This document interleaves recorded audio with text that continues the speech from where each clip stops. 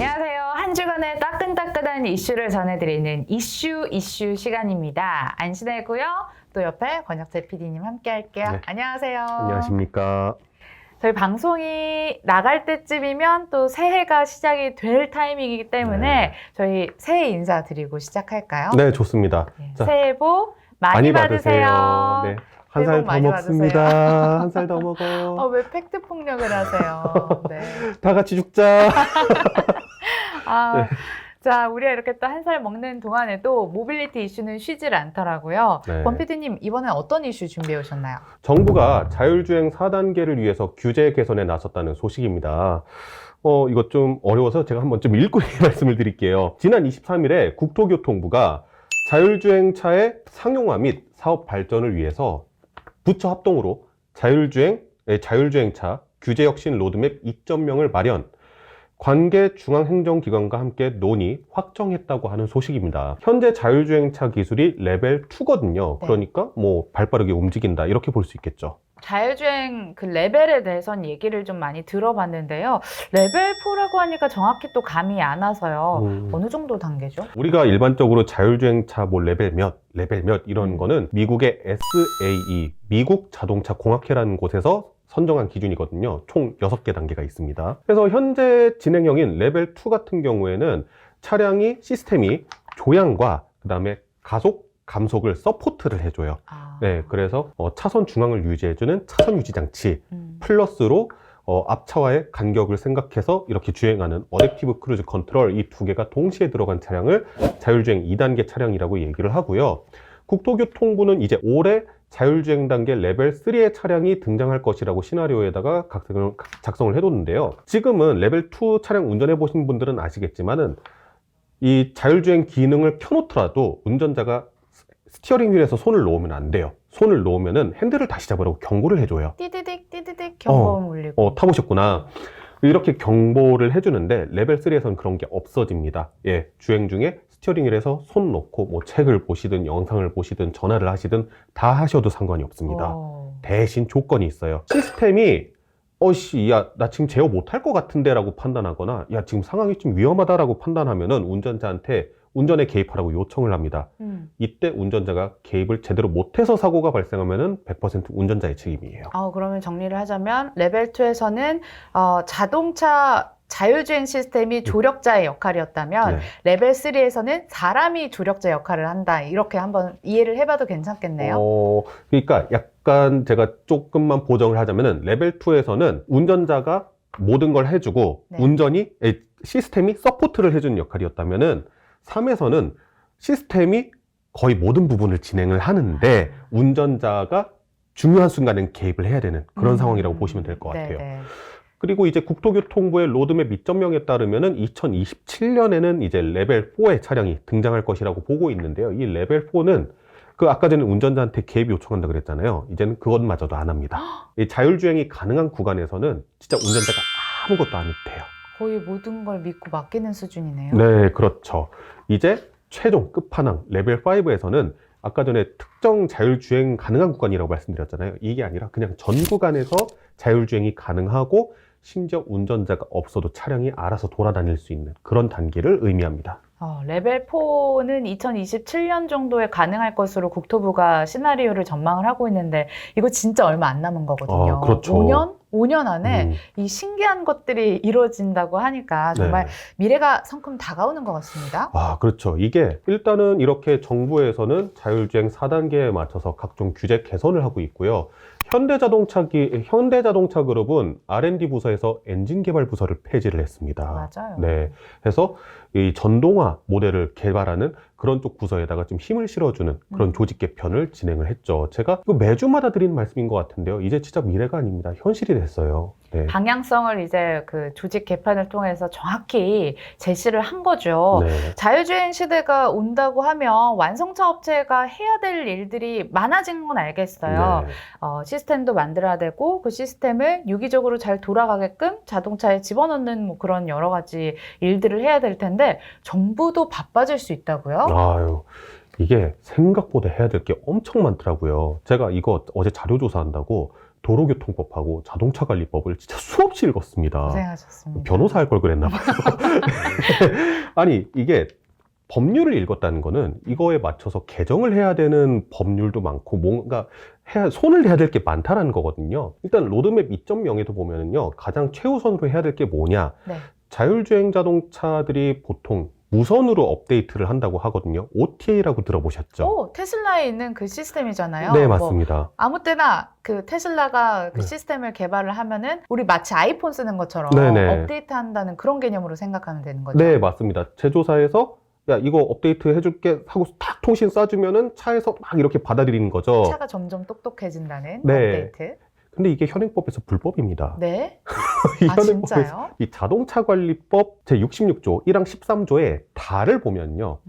자동차의 점검 및 수리는 지정된 사업장에서 받을 수 있도록 규제가 되어 있는데요. 쉽게 얘기하면요. 수리는 카센터에서. 이 그러면은 얘기거든요. 업데이트를 카센터에 가야만 할 수 있다는 거죠. 그렇죠. 합법. 그렇죠. 이게 OTA는 사실 아무 데서나 할 수 있는 건데 이거를 카센터에 가서 하지 않았다. 그러니까 이게 실제로 테슬라의 OTA가 이게 불법인지 아닌지 가지고 국회에서도 상당히 논의가 있었던 문제입니다. 근데 이거를 이제 내년에 개정할 예정이라고 하고요. 자율주행 기술 관련돼서 신기술이 진짜 자고 일어나면 하나씩 나오고 있잖아요. 그런데 이런 신기술들이 규제에 막혀가지고 상용화가 안 되면은 안 되니까 이를 조금 느슨하게 해주기 위해서 모빌리티에 특화된 규제 샌드박스를 만들겠다. 이것까지가 내년에 하겠다라는 내용이고요. 네. 2024년에는 4레벨 자율주행 자동차에 맞춰가지고 관련된 보험 제도를 만들겠다. 그 다음에 이 자율주행 자동차면 항상 꼬리표처럼 달고 다니는 게 해킹. 네. 저 그거 진짜 항상 걱정이었어요. 왜냐면 나는 원래 집에서 광주 간다고 쳐봐요. 네. 근데 해킹당해서 내가 부산 갈지 어떻게 알아? 제주도 갈지 어떻게 알아? 아, 그쵸. 아, 제주도를요? 차로요? 목포에서.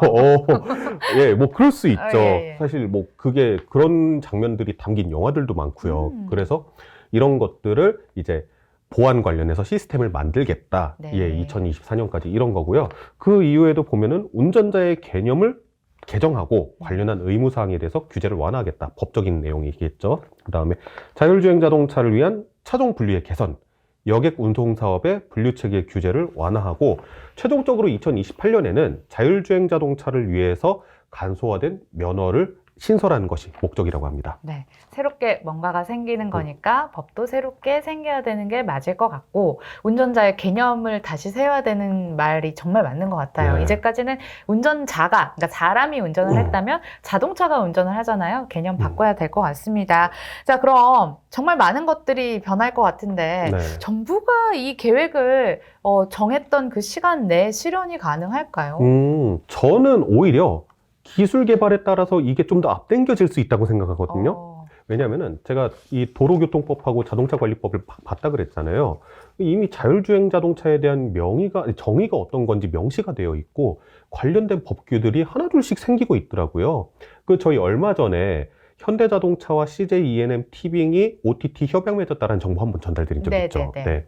그때 제가 설명드리는 것 중에 법조항 중에 이런 게 있었어요. 운전을 하는데 운전자는 영상을 봐서는 안 되고 운전자의 시야에 영상이 재생되는 것도 불법이다. 기억나요. 네, 기억나시죠? 근데 제가 그때 못 보고 지나친 조항이 있었어요.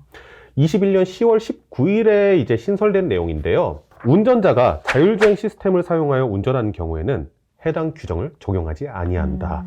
이게 22년 4월 10일부터 적용된다고 하는데요. 그러니까 내가 자율주행 기능을 이용해서 운전을 하고 있으면은 네가 핸드폰을 보든 영상을 보든 불법이 아니다. 좀 열어두는 거죠. 네. 네. 이렇게 우리가 모르는 사이에도 자율주행을 위해서 뭔가 제도적인 개선들은 꾸준히 이루어지고 있었습니다. 네, 그렇군요.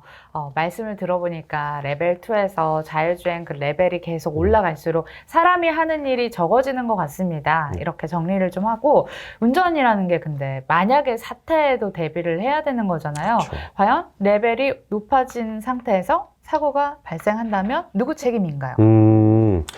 이게 사실 자율주행차 쪽에서는 제일 민감한 사항입니다. 만약에 사태에 대비해서 누가 책임을 질 것인가, 책임 소재에 대한 거. 보상을 해야 될 것도 사람 목숨이 왔다 갔다 할 수도 있는 거니까. 그렇죠, 그렇죠. 레벨 2의 자율주행에서는 아까 전에 말씀드렸다시피 시스템은 서포팅하는 거고 네. 주체는 운전자였잖아요. 네. 그러니까 뭐 어떤 사고가 발생을 해도 운전자가 책임을 지는 게 맞았는데 레벨 4만 가도 사실 골치가 아파지는 거예요.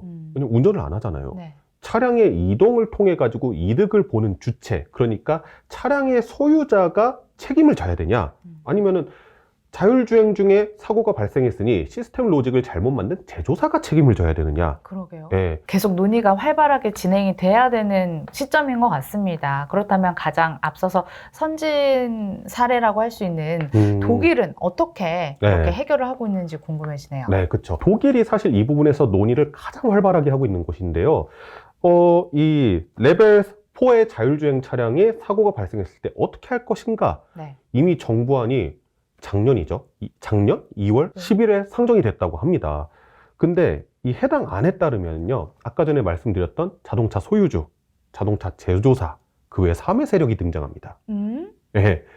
기술 감독이라는 건데요. 이 기술 감독이 뭐냐면은 차량의 외부에서 자율주행 시스템에 대해서 이제 비활성화 또는 해제할 수 있는 권한을 가진 사람을 의미해요.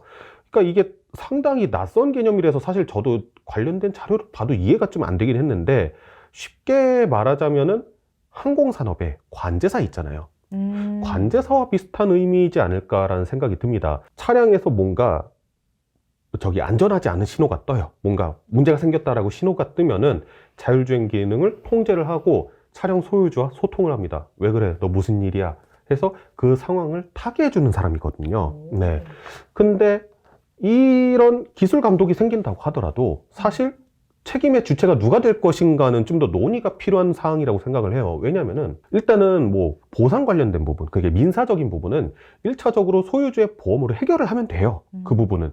근데 이게 과연 자동차의 결함으로 인해서 발생한 문제냐, 아니면은 차량의 소유주가 차량 관리를 소홀하게 해서 발생하는 문제냐, 일단 이 둘 중에 어떤 거냐 문제이고, 만약에 이게 차량의 결함으로 인해서 발생한 문제더라 치더라도 그러면 차량의 소유주가 그것을 어떻게 입증할 것인가, 이게 상당히 결이 다른 얘기긴 한데, 우리 급발진 사고 얘기 들어보면은 항상 운전자들이 주장하는 건 그거예요.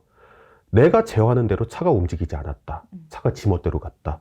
근데 항상 그거를 입증을 못 해가지고 판결이 이거는 제조사의 책임이 없다, 이렇게 나오는 경우가 많습니다. 그런 문제 때문에 이제 어떻게 될지 한번 계속 지켜봐야 될 것 같습니다. 네. 그러니까 정부가 2028년까지 자율주행 기술 포를 위해서 여러 가지 제도도 마련을 하고 법도 만든다고 하니까 관련해가지고 또 소식이 전해지는 대로 저희가 체크를 해드리고요. 어떻게 또 이런 미묘한 것들이 해결이 되는지 지켜봐야 될 일인 것 같습니다. 관심 놓고 계속 꾸준히 관찰해 주세요. 자, 오늘 저희가 준비한 소식은 여기까지입니다. 네, 시청해주신 여러분 고맙습니다. 감사합니다.